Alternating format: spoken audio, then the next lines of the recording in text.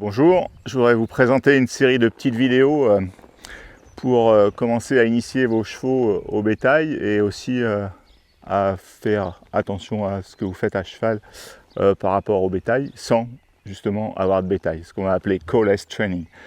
Là je suis assis sur une pouliche de 2 ans qui a les origines de Western Pleasure et qui est très verte dans le travail. Elle a travaillé 3 fois sur la carrière.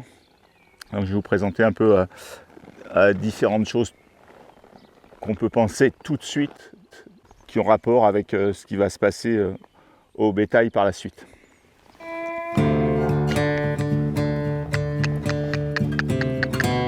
Pour commencer, habituez-vous régulièrement à ne pas monter dans une position académique, à monter très très mou dans votre corps. Des positions au niveau des aides qui vont pas être très fines et peut-être des fois un peu à contre-courant de ce qu'on va demander au cheval. C'est pour être prêt à suivre les mouvements d'un cheval ou d'un jeune cheval en l'occurrence qui va pouvoir faire des écarts. Ce qui va nous arriver régulièrement au bétail avec la vitesse en plus. Et le cheval il soit prêt aussi à encaisser des fautes de votre part et que ça ne le perturbe pas. La jument elle prend le galop, je ne vais pas demander, mais pour autant elle est relaxe. Elle part à faux, c'est pas grave, je ne vais pas demander. Je suis complètement désordonné. Donc il n'y a pas de faute de sa part. Ce qui m'intéresse c'est qu'elle reste cool.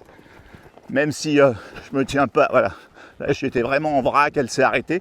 C'est pas une mauvaise idée de sa part, c'est peut-être même la meilleure idée qu'elle peut avoir au niveau de la sécurité du cavalier. Donc de son côté tout va bien et du mien, je m'habitue à monter beaucoup plus naturel. Je ne suis pas figé dans ma position comme je vais l'être maintenant pour être précis. Et là je vais pouvoir aider ce cheval à progresser dans son équitation, dans la compréhension de ce que je lui demande au niveau équitation. Mais si je suis tout le temps comme ça, ça va parfois provoquer des problèmes sur le poulain au moment où il va y avoir des mouvements désordonnés, où la vitesse va apparaître.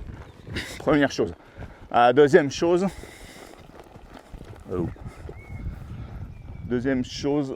exercice très important par rapport au bétail et par rapport à l'équitation en général, et je pense beaucoup à l'équitation sportive, c'est de quitter le regard du cheval, de arrêter de regarder les oreilles du cheval et regarder vraiment là où vous voulez aller.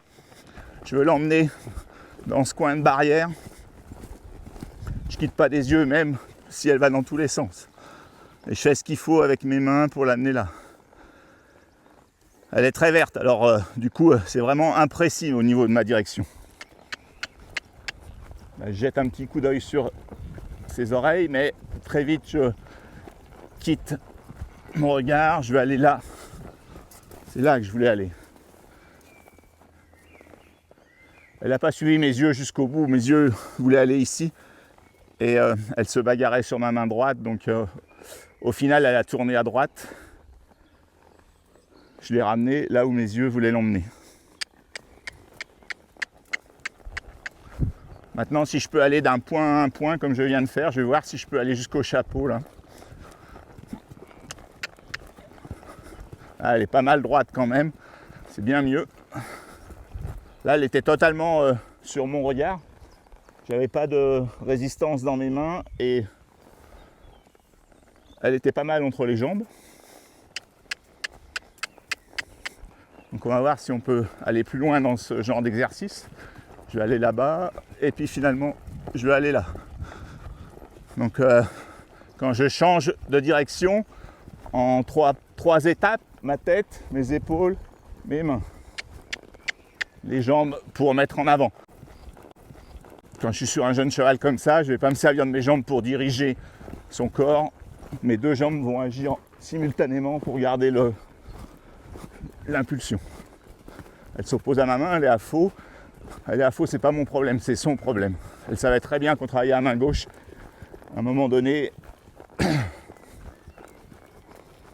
le regard, la tête, les épaules, les mains. Elle a le temps. Le fait de décaler les 3 aides Ça, ah, là, elle n'a pas tendu les mains. Là. Elle a tourné sur les épaules. Ah, j'ai de nouveau du mal à l'amener droit parce que j'ai fait trop de changements de direction. Donc je reprends du point par point. Bien.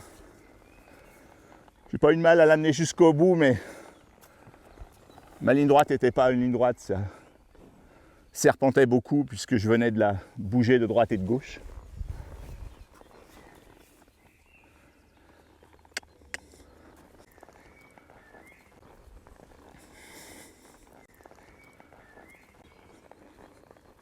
Donc voilà, là, c'est deux choses qu'on peut faire quotidiennement quand on monte à cheval, si on est intéressé par développer du bétail sur son cheval et sur son équitation aussi.